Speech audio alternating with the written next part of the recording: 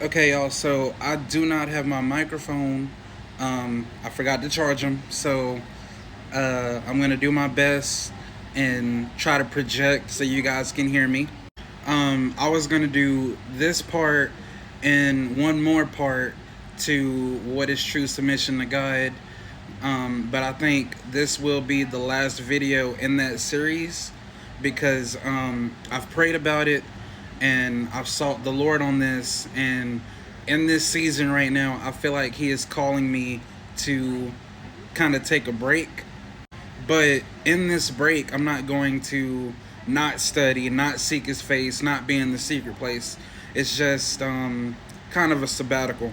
He's calling me into a place of um, secret. He's calling me into a place of seclusion. So um, I appreciate you guys for watching the videos, telling me how much they've blessed you, how much you've grown, if you've reconnected with the Father, or if you learned something new.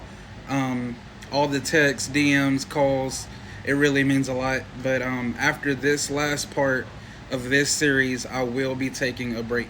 So in this video, we're gonna take a look at what is our part in submitting to God. And we're also gonna look at how it sets us free. In the last video, we talked about what true submission to God actually looks like in a practical way and actions that you can do.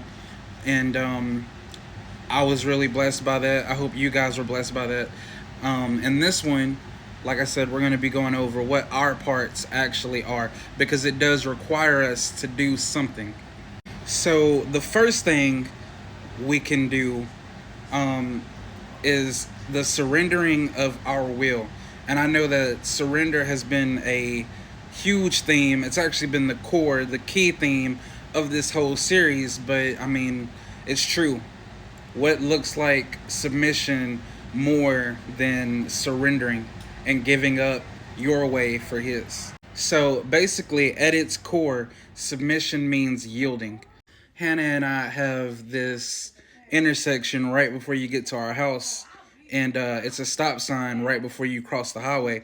But turning into or onto our road, there's a yield sign there, and yield signs act as a basically once you get to a yield sign, it means to stop and look for oncoming traffic.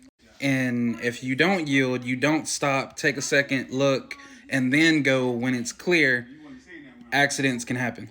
So rather than seeking your own control, you must actively trust that God's direction for your life is much better than your own.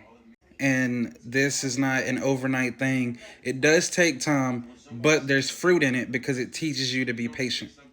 Romans 12:1, I know we can all quote this.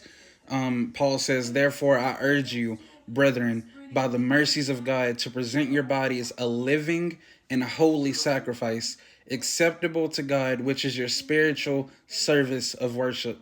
And do not be conformed to this world, but be transformed by the renewing of your mind, so that you may prove what the will of God is, that which is good and acceptable and perfect." So in reading that, I asked the question, what qualifies something as a sacrifice? And the answer to that is deliberate surrender or destruction of something of high value to obtain a greater goal. So the act of a sacrifice is it must involve a cost. The second thing that we can do, our part in submitting to God truly, is radical obedience. So, submission requires actively obeying God's commandments. And this translates into avoiding sin, acting justly, following the Lord's guidelines instead of your own. Luke 6:46 says, "Why do you call me Lord, Lord?" This is Jesus talking, "and do not do what I say. Everyone who comes to me and hears my words and acts on them, I will show you whom he is like. He is like a man building a house who dug deep and laid a foundation on the rock. And when a flood occurred, the torrent burst against that house and could not shake it because it had been well built." So when he speaks, we must respond. And we being people of his own, right? When we're willing to surrender and be obedient to his voice, it builds up something in us that can't be shaken. Just a quick note for anybody that's in the fivefold: we cannot lead well, we cannot teach well, we can't preach well, etc. All the things without being dug deep into good soil and fully submitted to God. I'm preaching to myself. Number three, the last thing, the last point that I have for you guys in this week's video and pretty much for the series, trust in his wisdom. And the way to know his wisdom, his ways, are to study his word, pray continually, seek godly counsel, and yield your plans. You know, we say yield, we say surrender, but that's pretty much what it sums up to. Submission requires letting go of our personal preferences. We no longer get the right to be right.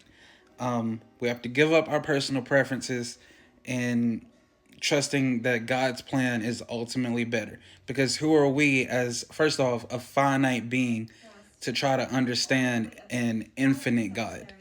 Which I've learned, especially here recently, that following his plan actually produces peace if you're willing to let go. We're going to the prophet Jeremiah 17, verse 7 and 8. Blessed is the man who trusts in the Lord and whose trust is the Lord.